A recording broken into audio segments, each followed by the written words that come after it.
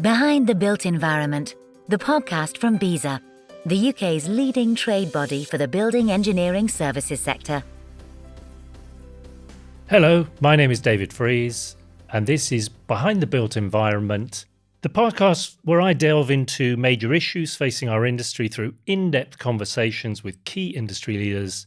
So join us as we explore the trends, challenges, and innovations shaping the future of the built environment. So our guest today is Dr. Jo Jolly from Ofwat. Welcome, Jo. Hi, David. Thank you. Jo joined Ofwat in August as their Director for Environment and Innovation. Prior to joining Ofwat, Jo was Head of Project Futures at the Infrastructure and Projects Authority in Cabinet Office, leading the implementation of the Transforming Infrastructure Performance Programme, and with over 20 years in project delivery, including the successful delivery of the Environment Agency's £2.6 billion Flood Risk Management Programme, she understands firsthand the problems and opportunities we have in delivering better outcomes through all that we do. She believes we urgently need to transform our approach in order to achieve the best outcomes for the economy, the environment, and society as a whole. So Jo is pioneering the use of data analytics in this transformation, including as a founder member of the Project Data Analytics Task Force. So, as I said, welcome, Jo. Thank you. Thank you for joining us today. We always like to kick off with some quick fire questions because it kind of sets the agenda. You got to try and do yes, no to these, okay? Oh, it's quite hard for me. Quite hard for everybody. So, number one. Can better collaboration between water specialists and building engineers lead to improved water management for more efficient HVAC cooling and heating systems? Yes, wholeheartedly. Would integrating water-saving technologies in HVAC design improve both water and energy efficiency in building operations? Yes. Is regular communication between water specialists and building engineers essential for ensuring a reliable water supply for all uses, including emergency uses such as fire suppressants? Hugely, yes. Is there a role for innovation in data analytics and novel technologies to enhance HVAC system performance? Yes, and I'd love to explore it. Great, we will. Would co-developing maintenance protocols between water specialists and building engineers help to improve the effectiveness and efficiency of these water systems? Yes. So, and a note to our editorial team here, we need some no answers in here sometime, otherwise it's too easy. So, but they're great ideas running through all of that, David, aren't they? They are. They are great ideas, and let's explore them. But first, it's always interesting to know how you ended up here today. How did you end up at Ofwat? Why did you choose this industry at whatever age you came into it? What started you off on the sort of engineering path? Interesting. I don't think I've ever had a grand plan in mind. Growing up, I certainly cared massively about the environment. Growing up in the 80s, I think it was very, the awareness of climate change, the impacts of it was very much around me then. And actually, I didn't study engineering. I studied geophysics at university. And I went to Liverpool because I loved the Beatles. What better reason? So I suppose I've followed my nose, and you could say my heart, throughout my life, and been incredibly fortunate to be able to do that. I think coming back to that, how fortunate we are and what we do with that is a theme I want to bring out during this discussion as well. So I studied geophysics and then hydrogeology as an MSc and eventually a PhD, and then thought I ought to get a proper job and worked as a consultant in groundwater and contaminated land. And then I joined the Environment Agency, and I sort of moved into project delivery, and particularly delivering the flood risk capital programme. So a lot of infrastructure, construction and design. I think just over my lifetime, I've become, my working life so far, hopefully a few more years to go, become increasingly clear about sort of what's my purpose? What's my purpose in leadership? What's my purpose in life? And I've got to an age where I don't really care if that sounds cheesy anymore. Because I think if you're really clear on your purpose, then that's your driving force. That's what gets you through your hardest days. And that's what puts a spring in your step. It does for me. So it became very clear to me that a life well lived for me, David, will be that I've done the best I can through the work I do for the planet before I die. That's it. It's pretty simple, pretty clear, but there's quite a lot in that. What is the best we can do? And my yardstick for that is Sir David King. I had the absolute privilege to be invited to a closed meeting with him about 2 or 3 years ago now. And he talked about not only, as we all know, must reduce greenhouse gas emissions dramatically and draw them out of the atmosphere at scale. It's not enough. So certain climatic systems that we depend on for life on this planet have gone beyond a tipping point. And one of the ones he talked about was the Arctic. And he says, more ice now, whatever we do with greenhouse gas emissions, whatever we do, more ice in the Arctic now melts in the summer than can ever refreeze in the winter due to the shrinking ice, reducing reflection of the heat, more absorption of the sun's heat by darker water. That's gone into a feedback loop. Whatever happens, we're set on that path. And I'm afraid that's pretty catastrophic. We're locked into a very different climatic future right now. So what David King chose to do, nobody told him to do this. He has established the Centre for Climate Repair, because what he's saying is we need to repair damaged climatic systems. So he's established a Centre for Climate Repair with engineers at Cambridge University, and they're developing technologies to refreeze the Arctic using marine cloud brightening technologies. So that's my favourite project in the whole world, because if that doesn't succeed, like I say, we're not on a good path. So that's what doing your best looks like, David, to me. Obviously, on a daily basis, I'm failing miserably, but it's good to strive, isn't it? It's really good to strive and to think, yeah, well, what could I do? What could I do today? What's in my gift through the choices I make in this privileged, fortunate position I'm in? What's the best I can do? So that's why I'm here. And I feel extraordinarily fortunate to be in an organisation like Ofwat, well, specifically Ofwat, because the organisation you're in really decides to a large degree what and how much you can achieve. So to be in an organisation that is kind, empowering, trusting, bold and full of humility about how we can do things better, I can't imagine a more nourishing and enabling and ambitious environment to be a part of. And that's why I feel extraordinarily privileged to be here. And I will promise to do my best. That's a fantastic answer from a fairly serendipitous, you went to Liverpool because of the Beatles, through to your purpose, which I think you've perfectly described. I think purpose is something that, particularly for the younger generations, is something that's really, really important. And when we set out in BESA that our purpose was actually a better industry because you get a better built environment that has huge social benefit and also helps mitigate the climate crisis to a degree, that has helped us attract some really good talent, younger talent, because they believe in the purpose. Mm-hmm.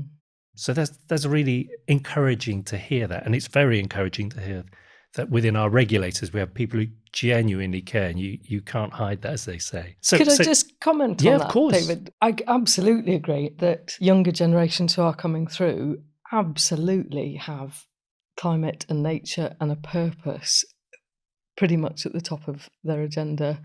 But I think the thing you and I and others like us really have to recognise is our last best years for doing anything to mitigate the impacts of climate change is now, is the next year in front of us and the next year in front of that.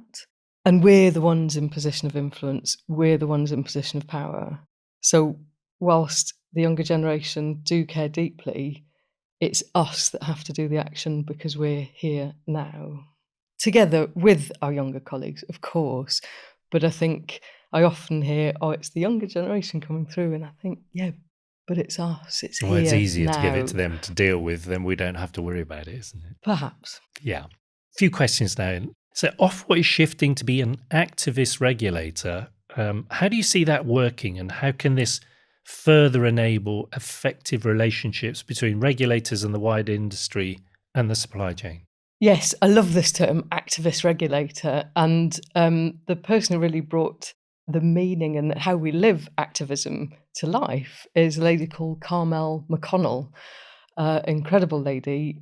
She spoke at the Association of Project Management conference a year or so ago, and she established the Breakfast Club for children who didn't have the means to have breakfast before they went to school, which is so fundamental for children. And she talks about activism as being, less about talking, more about doing. She talks about it being underpinned by passion and purpose, but also a plan for how you implement it. So there's this real sweet spot between the passion and doing. And I think the other thing that she talks about is not to underestimate the value of small steps. So whilst a lot of the challenges ahead of us can feel enormous and possibly overwhelming, take small steps because they have an impact. And she's demonstrated that through the work she does. She has a great book. I'm not on commission, but I would recommend reading it. So yes, as a regulator, what can we do?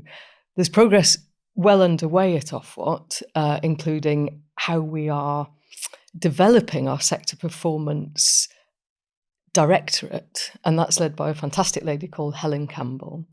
And really that's understanding how we make better use of data, sharing data, being more transparent, and really understanding how our sector is performing and what we can do as regulators to support, enable, and hold to account. Again, there's that real sort of sweet spot as a regulator where we need to be enabling and holding to account fairly and equitably and transparently. The place I'm really exploring, though, in that activist space is, as well as what we regulate and the hard measures that we set, and quite rightly companies are held to account on, what are the choices we can make around how we deliver?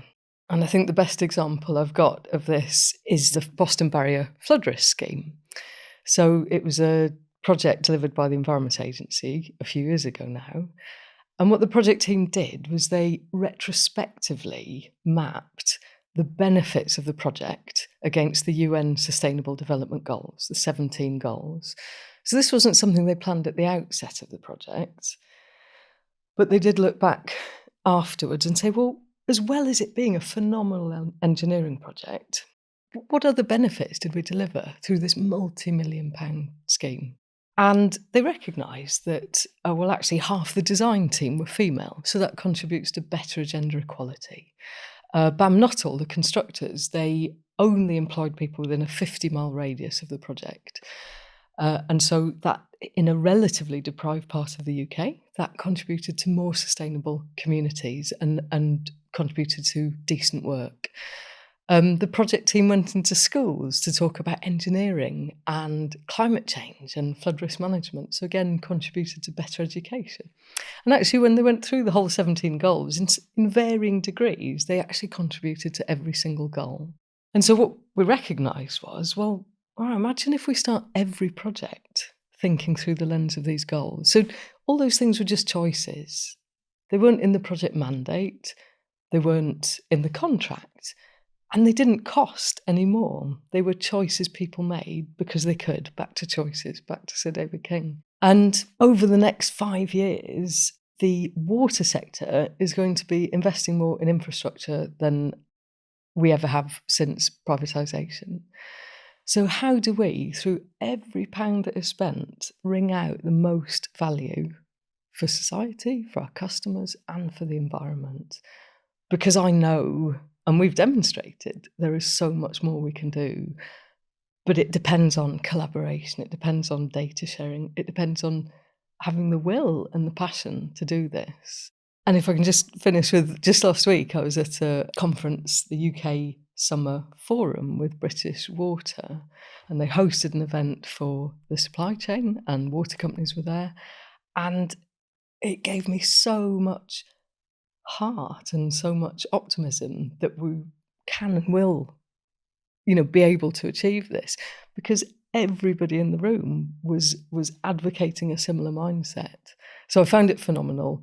I think there's a coalition of people who want to make a big difference for the greater good because they know we need to. And that's the activism I want to be tapping into in my role as Director of Environment and Innovation. And that makes great sense. But I'm kind of reminded by, in the week where ISG have collapsed, you talked about choices being made. Quite often there's this cognitive dissonance between what people say they do and what they actually do. You have centered on the use of data. Do you use data to actually unearth the difference between what people say they do and what they actually do? And particularly in things like energy performance, we see that they claim they've made these savings and actually they haven't at all. How do you use data to kind of unearth any of those discrepancies, shall we say? I mean, maybe not one to get into around ISG and the impact that has on people, homes, livelihoods, lives. It's absolutely devastating. I fundamentally believe that the whole system is set up to fail in terms of how we procure, how we contract, how we reward, how we incentivize, how we pay. I fundamentally believe the entire system needs to change. And I think it's in our gift to do that. And how many things need to fail before we do that. That's not something in my gift or influence, sadly, but I know there are people. There's a lady called Louise Lado-Burns who is leading a different approach. So she procures purely on behaviours, purely on behavioural workshops, not about cost, not about scope, purely on behavioural. So she gets a more diverse team innately, and their delivery performance outstrips the norm. And the payment mechanism is different, the incentivization different, mechanism is different, and what they value is different. They largely value behaviours. So how we start to drive a different model, and again, what can we do? What can we do? Okay, maybe I can't change the whole system. Where could we start to explore more of these things? Where could we start to try to do things differently? And again, that is something I'd love to explore. There's people doing it, but only in small pockets. So when you talk about how much can we believe what we're hearing, I think is a large degree what you're saying, isn't it? Because sometimes what we're hearing doesn't seem to play out in reality. And this is my huge interest and focus on psychological safety, David, because every single lessons learnt report that's ever been published, what does it say? The reason a project went well is why. It's not because we had a brilliant risk register or a fantastic forecast or a great Gantt chart. They are important. Absolutely, they're important. Why did it go well, though? Because when things went wrong, we had each other's backs. I could come up with great ideas and people listened to me, and we all pulled together. When projects fail, what's the main reason? And it's people, it's behaviours. So I spoke up, but nobody listened, or I was too scared to speak up. The tragedy of the Challenger disaster. People knew those O-rings were going to fail. We look back on every single lessons learned. People in the team knew, but they weren't heard or it wasn't acted on. So one thing that we trialled at the IP, the Infrastructure and Projects Authority, when I was there, and it's something, again, I'd love to explore more, is with the use of data and analytics, we can capture and start to quantify human behaviour. And I don't mean in a sinister way. So what we did was, it was a very simple app. It's called Meeting Quality. I have no shares in the company. I just don't know another product that does this. And every week after the project team meeting on our Transforming Infrastructure Performance delivery project, after the team meeting, an email would just plop into our email box, and a very simple 60-second survey. How motivated are you feeling? How likely do you think this project is to succeed? Just a sliding scale. Are we measuring risks? Well, sliding scale, very quick. And then a bit of free text. And ours was, if when you leave the room, you're asked by a trusted colleague, how's the project going? What would you say? So you put a bit of free text. And it's all anonymous, but everything is shared verbatim with the team. So everyone will see the comments, but you won't be assigned to names. And then the AI that runs across all that data starts to give real insights around how the team are feeling. Are they quite optimistic? Is the language positive? Is it fearful? Is it negative?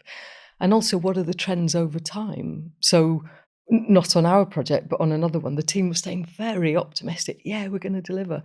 But the sustainability of their working practice, how they felt, was dropping off. So that's a lead indicator that a team is beginning to burn out and get tired. So as a leader, you could step in and say, what's going on? Let's talk about it. How can I help? So back to the sort of question about how do we know what's really going on? This gives people a forum to be able to say, I'm concerned about this, because we only really report on projects. I'm talking very much about projects, but you could substitute this for any performance measure. We only measure time, cost and quality. They're lag indicators. By the time you see anything in time, cost and quality, it probably happened many months ago. And unless you've got psychological safety in your team, which I would challenge most teams do not, then how can you trust that data? How do you know people aren't just telling you good news because they're too scared to tell you otherwise? And these insights, these behavioural insights, start to give us lead indicators on how the team are feeling. Why not have that on your dashboard next to your time, cost and quality? And then you start to get so much more of a rich picture. And I think in that way, we start to again, it's small steps, it's activism. We start to shift the dial on everyone having an equal voice around that table, everyone being heard, and those good news cultures not being allowed to fester, in all honesty. We have a feeling that there's a toxic relationship with information, that if you're asked to provide some information, the first question you ask yourself is, how can that be used against me? Because it will be in the contract. Fear, isn't it? Fear, so you don't psychological get trust. safety. Yeah. How absolutely. How will this be used against me? Yeah. But even when I was at the Infrastructure and Projects Authority, even sharing data between government departments, there was a fear. How would this be used? Is this going to be used as a stick to beat me with? Someone said. Just between departments. We've just had to abandon a project on quantifying defects in buildings, totally anonymised. People were very enthusiastic, but when it got to the commercial departments, it was stood on, and people wouldn't give us totally anonymous information. And here we are trying to improve health and safety. Here we are trying to tackle the greatest threat to our existence. We manage the wrong risks, David. Yes. We worry about the wrong risks. And in doing that, we make the risks that really matter so much worse. The human condition, I think. How can the water industry and building engineering sector work together to deliver higher quality water management strategies to make buildings safer, healthier and more sustainable? And so are we currently missing opportunities to improve the built environment water services? I guess from your last answer, yes. Well, I had the enormous privilege of coming along to the BESA conference last year. And as I said, I've never met people like you all. You and Claire Curran stood up at the start and you talked about the nature and climate emergency. You talked about we're going to do it whether we're being told to or not. And it was, again, that sort of choice, the doing the right thing because it's the right thing to do and connecting people. And by the time I got up to speak, I thought there's nothing more for me to say. These people are incredible. And what became so sort of shockingly obvious to me, and it had never even occurred to me, I think you're some of like the most well-hidden heroes that there are. Because like you said, everything that you and your members manage and deal with are at the heart of our biggest problems. So health, healthy buildings, the health issues that come from poor air quality, nature and climate emergency, so reducing carbon, and the cost of living. Obviously the cheaper and more effective we can make heating and air ventilation, the better. So you and your members have the ability and are unlocking so much potential and so much solving so many thorny issues that are at the heart of what our country is grappling with. So I don't know what those connections are right now, but given that water, as the fabulous Ewan Rose said, is like the lifeblood of a building, then there must be connections, there must be ways to explore how we can work better together and how, what are the opportunities for us to be working better together, because all of the potential that your members and your industry levers is extraordinary, and I'd love to explore how we can work more with you in the best way we can. Yeah, we like to describe ourselves as the industry you've never heard of, but has massive impact on your life. That's it. So simply championing what you do, that's where I'm going to start, David, just championing what you do. Most of it's hidden, and if you succeed, people aren't aware of it. True. Only when it goes wrong that people are aware of it, as True. you know in the water industry. You take for granted clean, potable water until they haven't got it, and then it's a disaster. Yes, it's a fair analogy. When things are going well, maybe you know you're doing well. Yes. Or sorry, when things are quiet, you know you're doing well. But that's a thing that makes it very difficult for people to value, because it's a kind of a given. It's like breathing air. You know, you just assume it's there until it isn't. Yes, I remember Chief Executive of the Environment Agency for a good chunk of time while I was there was Sir James Bevan. And he talked about wanting to make the Environment Agency better known and better loved. That was a phrase he had. And he said there isn't a town or a village in England, because that's what the Environment Agency covers now, where the air quality isn't better, or the water quality isn't better, or the ground quality, or the waste, or because the organisation sort of touches everything everywhere. Now, of course, we're all striving to do better. Of course, those standards need to be ever improving. I'm not questioning that. But like you say, what we often don't know and don't realise what's going on when things are working well, that's for sure. In your role, do you influence planning approaches, or can you influence planning approaches to ensure that built environment projects take water management issues into account at the design stage to avoid future problems? At Ofwat, and this is an area that I'm getting more involved in, but it's very much early days for me at the moment. There is a collaboration between the Environment Agency, Ofwat, and the Drinking Water Inspectorate around how we support and enable those early design stages of major infrastructure projects in the water sector. So, yes, there's a huge role to play.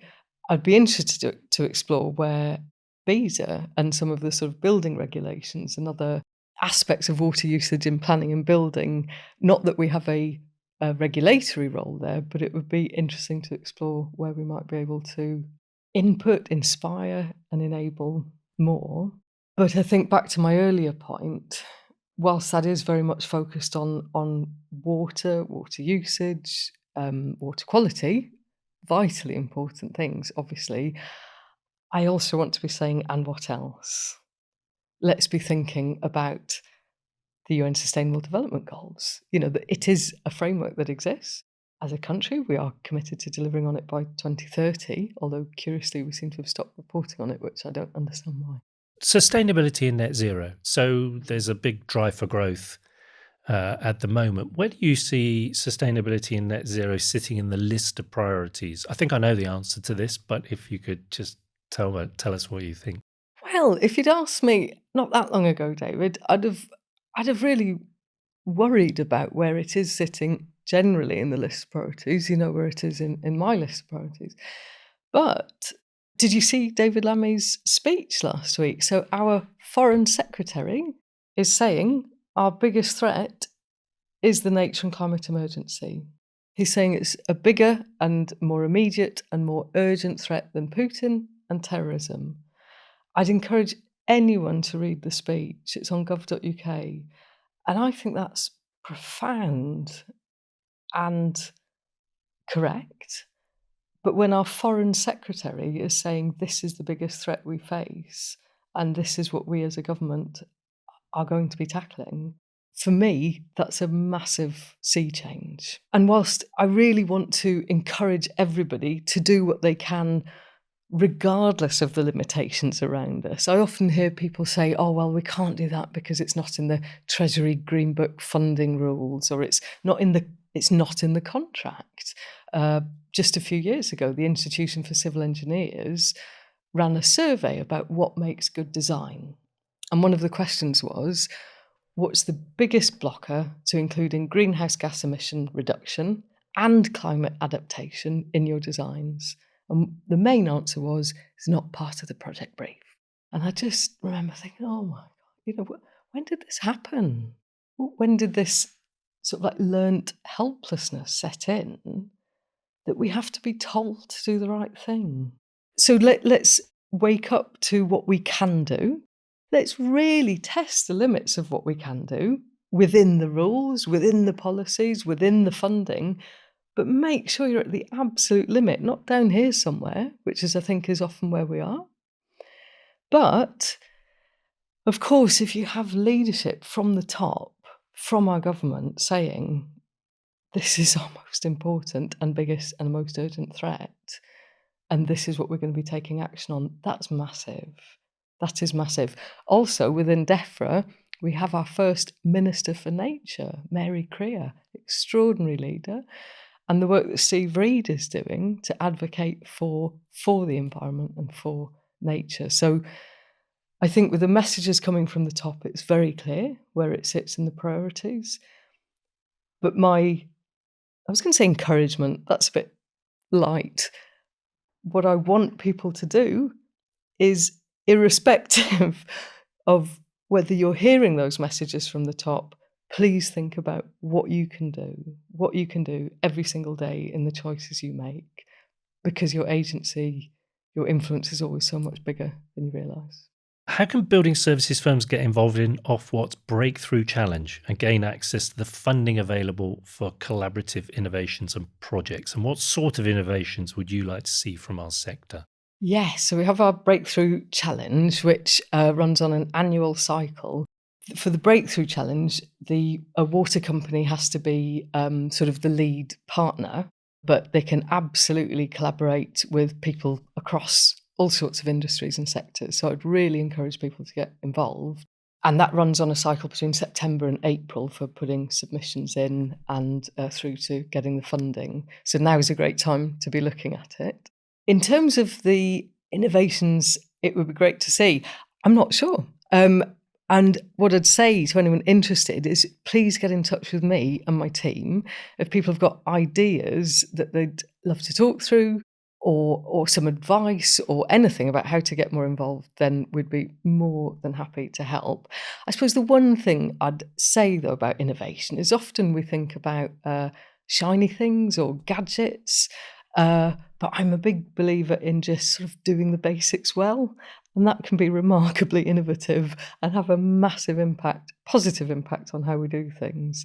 For example, how we visualise data, how we share data, really driving up productivity, really enabling collaboration through data and technologies. So sometimes it's the very simplest things or some of the broader enablers that drive the biggest benefits. So I'd encourage people not necessarily to be thinking about shiny gadgets, which are great too, but how can we fundamentally change the system for the benefit of all to deliver the best outcomes?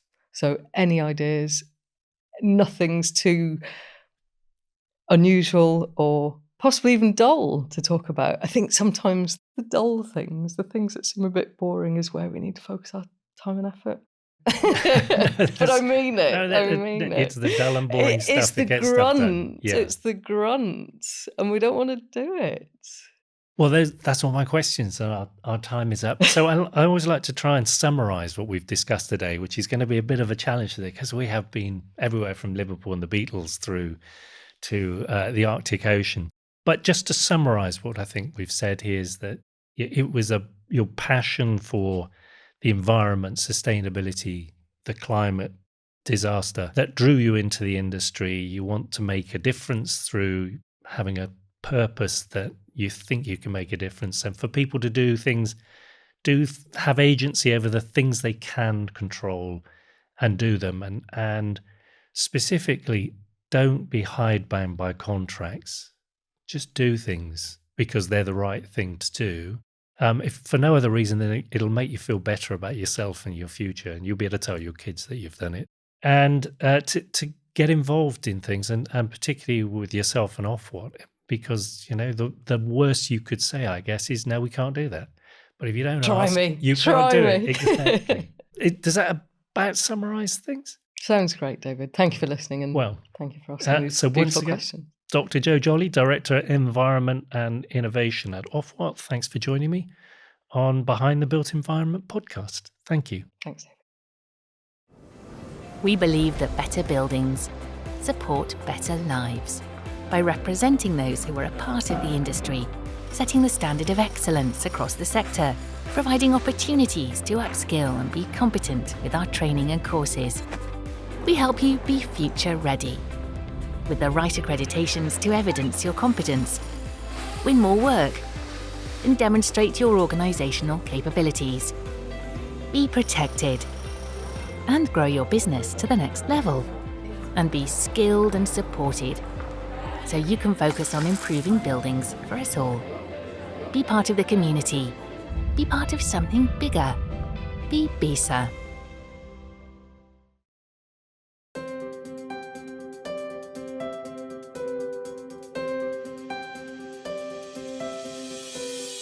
And now on to the podcast news. How can we ignore yet another collapse of a main contractor, this time ISG? BISA has urged the government to act quickly in response to the collapse of the main contractor ISG, with M&E firms expecting to be amongst the hardest hit by the financial collapse of the 2.2 billion turnover business, with the loss of more than 2,000 jobs. BISA has been providing emergency support and advice to several members affected by cash flow problems due to unpaid invoices for work on the ISG contracts, and also moved quickly to offer further services as the scale of the collapse emerged. We have created an ISG insolvency information sheet, and members have instant access to our dedicated legal and commercial expert team, who are always available to help with any concerns or queries regarding contracts or payments. And any contact with us is strictly confidential. So visit thebisa.com to find out more. Dr. Jo Jolly is a busy lady and will be presenting a session on the shape of water at this year's BISA annual conference taking place on the 17th of October at our new venue, The Brewery in London. We also have sessions covering the Building Safety Act, fire dampers with the launch of DW145, indoor air quality skills, and much more. Register your place at thebisa.com for your annual conference place now. Conferences where you get the opportunity to network with your peers, find out about the bear traps in the industry set out to trap you as a contractor. It's the stuff you don't know. You can't Google it because you don't know it. And if you don't come away from the conference with something of commercial value, we'll have failed. BISA has also developed TR60, Guide to Good Practice Water Management Plan. It covers the design and implementation of a water management plan for commercial and non-domestic premises and facilities wherever employees and the public are potentially at risk, for free for BISA members and £60 for non-members. So visit the BISA Knowledge Shop for purchase details. Thank you for tuning in to Behind the Built Environment. So don't forget to subscribe to our podcast for more in-depth conversations with industry leaders. If you enjoyed this episode, please leave us a review and share with your colleagues.